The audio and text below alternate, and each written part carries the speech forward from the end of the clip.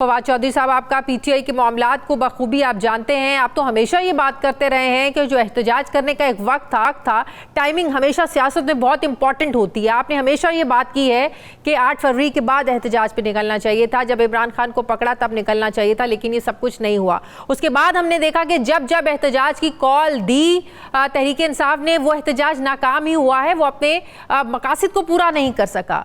लेकिन अब की जो एहतजाज की कॉल है, डू यू थिंक कि ये दुरुस्त वक्त है, जब इमरान खान को भी बहुत से मुकदमात में ज़ाहिर ज़मानत मिली, बुशरा बीबी ज़मानत पर हैं, उनको रिहाई मिल चुकी है, ये वक्त दुरुस्त नहीं है? देखिए शाजिया, बात यह है कि पाकिस्तान का जो मसला है वो तो एक ये है कि तरीके इंसाफ से जो इनकलाब है वो मैनेज नहीं हो रहा, और हुकूमत और से इमरान खान नहीं मैनेज हो रहा, और दरमियान में पाकिस्तान जो है वो सफ़र कर रहा है। अब मसला ये है कि अगर इमरान खान एहतजाज की कॉल ना दें तो इस वक्त वो क्या करें।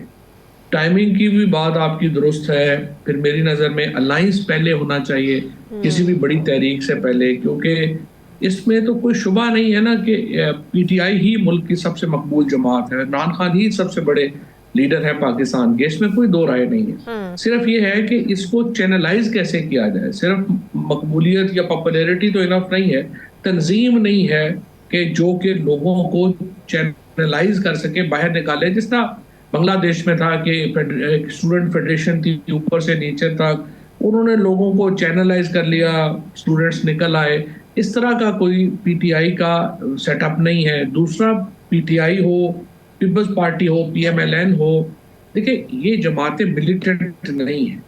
ये इनके ऊपर अगर बंदूकों वाले चढ़ जाएं या कोई डंडे सोटे लेके लोग चढ़ जाएं तो ये उसका तशद्दुद का मुकाबला तशद्दुद से नहीं कर सकते।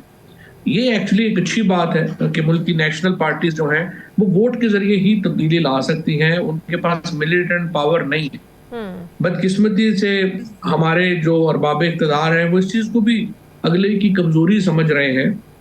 और बिल्कुल सही बात है, हम जैसे लोग जो हैं जो कि बंदूकें उठा के पहाड़ों पे नहीं चढ़ सकते, हम लोग तो एलिमिनेट हो जाएंगे। हमें तो एलिमिनेट कर भी दिया पॉलिटिक्स से, ठुड्डे मुक्के मार के निकाल दिया। आप कह रहे हैं कि इमरान खान के पास कोई ऑप्शन नहीं है, वो फाइनल कॉल ना दे तो क्या करें?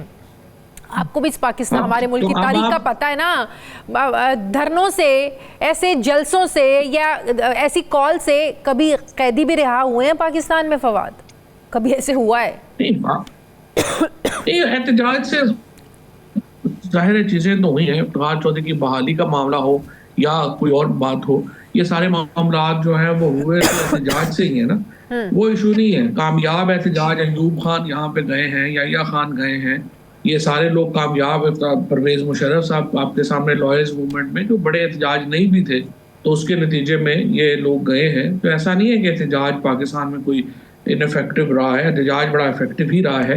लेकिन असल बात यह है कि यही जो एहतजाज है इमरान खान का, इसको जिस सख्ती का सामना है, जिस तरह से बंदूक का और लाठी का सामना है, उससे पाकिस्तान कमज़ोर हो रहा है। और इमरान खान को एक सियासी हकीकत माने बगैर पाकिस्तान आगे नहीं बढ़ पा रहा। सो इमरान खान जब एहतजाज की कॉल देते हैं तो कतई नज़र इस बात के कि आप ये कहें, अब आप बेसिकली तो आप देखें ना कि एहतजाज को डील कैसे किया गया। यानी आपने अपने ही लोगों के ऊपर जो कह दो जिस तरीके से सलूक किया है, लोगों के घरों में घुस के, औरतों को अगवा करके, बच्चों को उठा के तशद्दुद का निशाना बना के सोसाइटी के अंदर तफरीक कितनी पैदा कर दी है। तो अब सवाल ये है कि जब ये इस तरह के एहतजाज को आप इस तरह से निपटेंगे तो फवाद, जब आप ये तनकीद करते हैं कि मौजूदा जो लीडरशिप है उसमें इतना दमखम ही नहीं है कि लोगों को बाहर निकाल सकें, दूसरी तरफ आपको भी इस रियलिटी का पता है कि जब लोग बाहर निकलते हैं या जो लीडरशिप है, सीनियर लोग हैं, पार्टी के जो लोग हैं, उनके घर वालों के साथ क्या सलूक होता है, तो फिर तो ये जस्टिफाई करता है कि वो लोग चुप करके घरों में बैठे तो बेहतर है। कौन बर्दाश्त करेगा किसी की बीवी को पकड़ लिया जाए? कौन बर्दाश्त करेगा किसी के बच्चों को पकड़ लिया जाए? तो फिर लीडर में दमखम कहाँ रहेगा कारकुनान में? नहीं, मैं आपसे यही तो अर्ज कर रहा हूँ ना कि या तो आप बंदूक बरदार हो जाए, बंदूकें उठा लें और आप भी जो है वो मुकाबला कर लें, लेकिन ये तो मुल्क के लिए अच्छा नहीं होगा। और कोई भी मुतशद्दिद जो एहतजाज होगा उसके नतीजे में सोसाइटी को, मुल्क को शदीद नुकसान पहुंचेगा।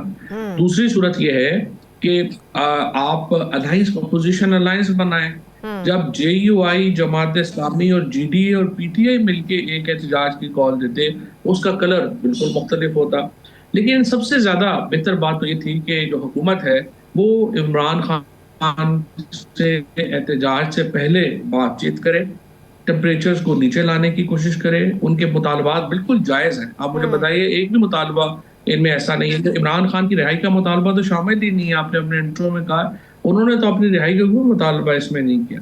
नहीं, अब हमेशा आप हुकूमत का ये काम है गंडापुर साहब तो हमेशा कि ये बात करते हैं कि जब तक इमरान खान को बाहर नहीं लेके आएंगे हम तो वापस नहीं जाएंगे। ये पिछले चंद हफ्तों में 10 बार ये बात दोहरा चुके हैं गंडापुर। नहीं, गंडापुर साहब ये बात कर चुके हैं, लेकिन इमरान खान ने अपने जो मुतालबात किए हैं उनमें जो मुतालबा है वो अपने लिए उन्होंने नहीं किया। उन्होंने तो मुल्क के लिए मुतालबे किए हैं। जो एक नेशनल लीडर उनके जो स्टेचर का है, उससे जो एक्सपेक्ट आप कर सकते हैं, उन्होंने वही बात की है। और उन्होंने कोई बराह रास्त एस्टैब्लिशमेंट के साथ कोई लड़ाई वाली बात भी नहीं की है। जो उन्होंने बातें की हैं वो बड़ी जायज़ बातें हैं। उसके ऊपर हुकूमत को, एस्टैब्लिशमेंट को चाहिए कि इमरान खान साहब से बातचीत करें, और ताकि टेम्परेचर मुल्क में नीचे आए। यहाँ पे देखिए ना, अगर आप 24 को इमरान खान का एहतजाज होगा, आप देखिएगा 22 को हुकूमत कामयाब कर देगी ये एहतजाज। वो यहाँ पे सारे कंटेनर लगाएंगे, लोगों को गिरफ्तार करेंगे, कज़ाब आया होगा। ऐसे माहौल में एहतजाज तो वैसे ही कामयाब हो जाना है। तो 24 की तो नौबत ही बाद में देखेंगे आती है नहीं तो आती, क्या होता है। एस्टैब्लिशमेंट तो उनका कोई अब अमल दखल तो उस तरीके से लग नहीं रहा है, जबकि PTI जो है वो यही समझती है कि जो जब भी बात होगी तो उधर ही बात होगी, क्योंकि फ़ायदा ही उनके साथ बात करने का जिसके पास ताकत है।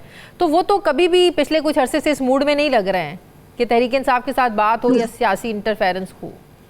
देखिए, अगर नहीं लग रहे तो फिर आना चाहिए ना। ये तो कोई बात ना हुई कि मुल्क भी नहीं चल रहा और आप कह रहे हैं हम बातचीत भी नहीं करना चाहते।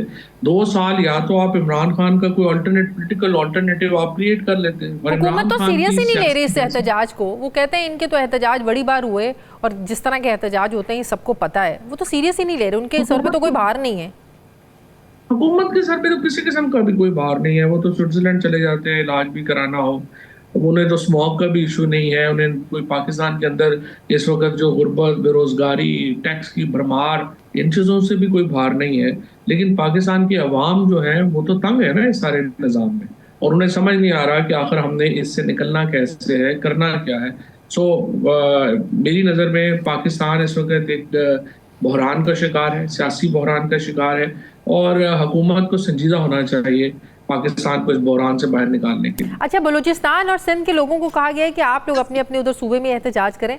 तो अगर मुल्क और सब सूबों के कायदीन PTI के लीडर्स निकलते तो वो बड़ा एहतजाज होता, ज़बरदस्त एहतजाज होता। इस स्ट्रैटेजी को कुछ समझ में आती है कि बलूचिस्तान और सिंध वालों को कहा है कि आप उधर ही रहें? तो देखिए, पाकिस्तान में कोई नॉर्मल सिचुएशन तो है नहीं कि सिंध से काफिले चलेंगे तो उन्हें इस्लामाबाद पहुंचने दिया जाएगा। लिहाजा बजाय इसके कि वो एक कम तादाद में लोग वहां से निकले जिन्हें रास्ते में उठा लिया जाए, पकड़ लिया जाए, उसको उन्होंने कहा वहीं पे ठहर जाए।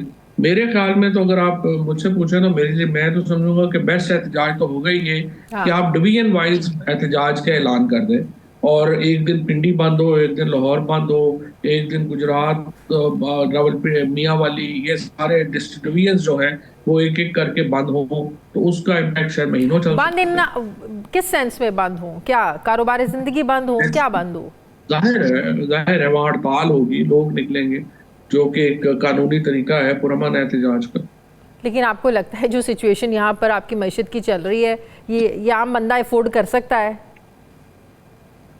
बिल्कुल सही बात है, लेकिन आम आदमी को जब तक इस निज़ाम से जान नहीं छुड़ाएगा, अभी तो रिटेलर्स का टैक्स आ रहा है, अभी तो आपने आज देखा है कि एग्रीकल्चर टैक्स जो है वो प्रोविंशियल असेंबली ने जो है वो बिल पास कर दिया है, और पाकिस्तान में पहले ही 60 रुपए हम तेल के ऊपर टैक्स दे रहे हैं, बिजली के ऊपर टैक्स और दे रहे हैं। सो ये इकोनॉमी भी जो बेहतर हो रही है वो सिर्फ हुकूमत के अपने कागजों में और ब्रीफिंग में बेहतर हो रही है।